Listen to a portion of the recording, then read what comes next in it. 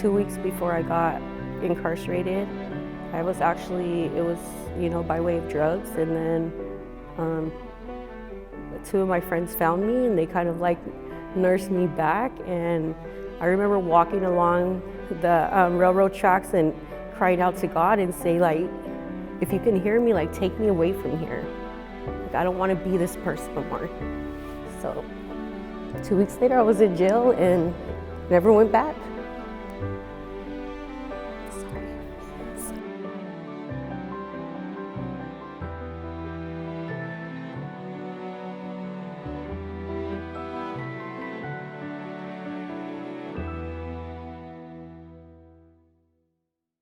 I was born in Bakersfield, California, to a two-parent home.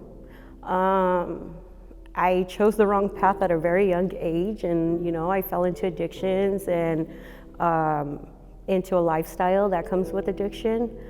When my parents divorced, I feel that I kind of leaned more into that lifestyle and that addiction, and I just made really bad choices. And I ended up incarcerated at 18, and then I ended up incarcerated again, and that time I was pregnant with my oldest child, and I ended up going to prison, and I had my child there. And I was able to, once I got out, I was able to maintain for a while, and then I fell back into my addiction, and I did have my kids at that time, and I just made a lot of bad choices. But in 2012, instead of going and doing 9 years, the judge allowed me to go to a program to finally address my addiction. And I stood at that program for 3 years, and I worked really hard on myself. And because I had multiple felonies, I couldn't find a job. So I decided to go with education, to give myself some time to reestablish myself and, prove that I was a person worthy of all the things that I have now. Oh my gosh, I've known Victoria now since she was a BA student. And so I remember her because she had come to see me, as a BA student, and she was really interested and expressed her interest in working in child welfare. She was very passionate about social work in general, and I was just really impressed with her.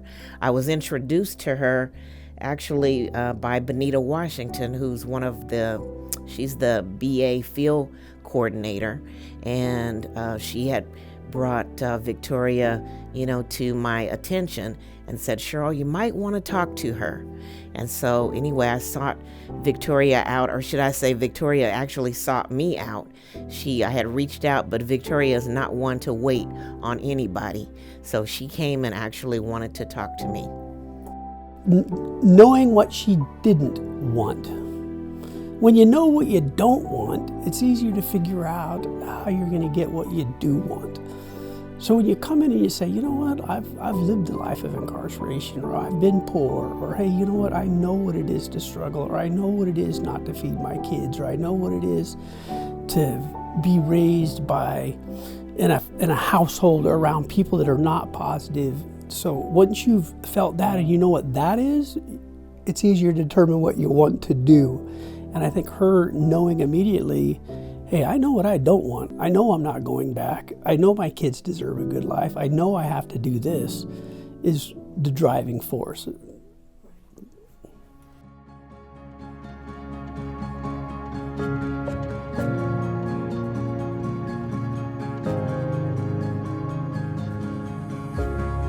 I would describe Project Rebound as a student support service on campus that helps students that are formerly incarcerated with like campus navigation. So basically like a student support service, just somewhere like a hub that we can go to and receive services and encouragement and resources and just everything that you would need to, be successful academically. Project Rebound's a family. It truly is a family. I've been through a really hard semester. We've had some losses in our family, and they have been there to support me just like if they were my family. So the one thing I would say about Project Rebound, they are definitely family, and they care about their students.